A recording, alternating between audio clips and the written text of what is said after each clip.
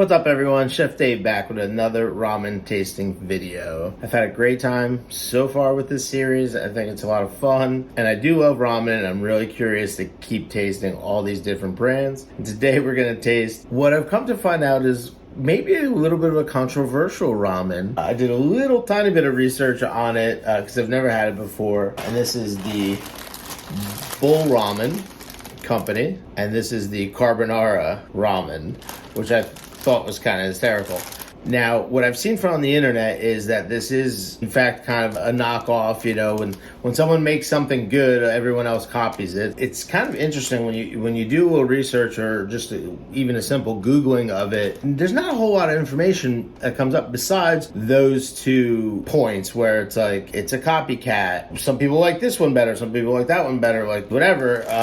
What I actually found interesting is I kind of looked up the company. It is a Korean company, just like Bulldog is. But when you go to company website information that they have listed back here, which is www.soultradingusa, they're basically kind of an organics food company and they make a ton of products. This apparently is one of the newer ramen companies in Korea, but they don't even list it under their company. I'm speculating, but obviously it's probably definitely like, oh, this is meant to be a full-on knockoff and we're not really putting our name on it per se, minus the fact that you probably have to put some kind of information on here.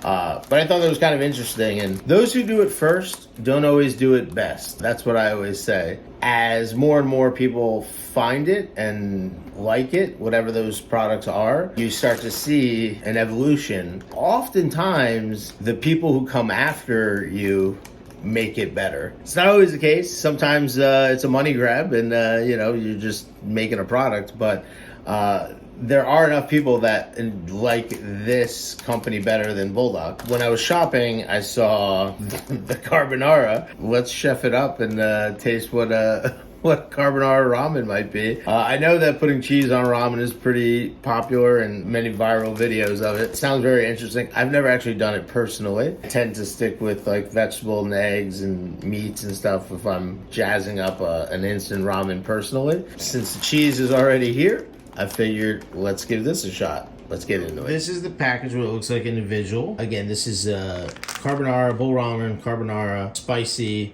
Not crazy spicy, as you can see. I guess the cheese, mellows things out. And if it's supposed to be carbonara, it is, again, that stir-fry style ramen, so it's not like a broth. Pretty simple cooking instructions. Boiling the noodles in 600 milliliters of water, straining them out, leaving a little bit of water behind, like about 8 tablespoons, and just stirring everything together. Inside the ramen pack, let me just show you, we have the ramen itself, which honestly feels like a pretty hefty portion. And then we've got the carbonara sauce, and then the carbonara powder, which is, I'm sure, the cheese powder. Put in our sauce. You don't have to reheat it. All right, so this is what it looks like when it's done. Looks pretty good. Smells tasty. It's kind of very interesting because it's got that Asian soy, kind of smell, but it also does have that Italian dried herbs smell to it. So I'm gonna let this cool for 1 second and then we'll give it a taste. It's interesting because it really has that kind of soy Asian aroma, which is nice, but it also has that very kind of Italian herb, the dried oregano sort of aroma to it. I guess that's their way of making a carbonara side. It definitely looks creamy, but let me give it a shot.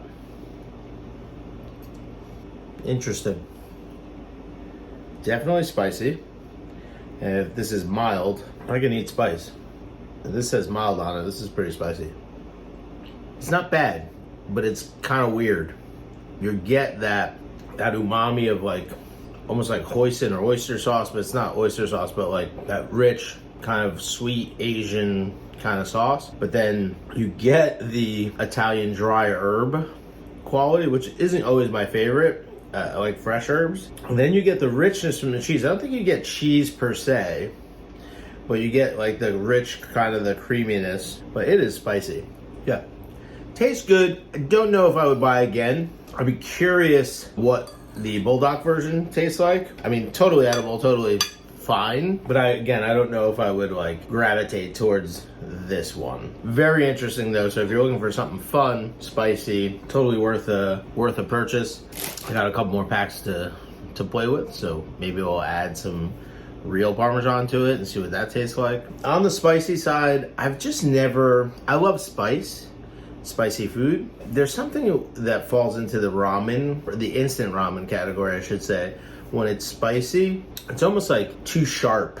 Like it's almost like not a natural spice, which I think is kind of weird. I love like Minka Ramen's kimchi ramen. It's awesome, spicy. It's this natural spice, where this is almost like spicy, sharp, like you can feel it like tinging you. And again, it's not that, like I'm fine, like it's not that spicy, but for the amount of spice that it says, it's a little aggressive, you know?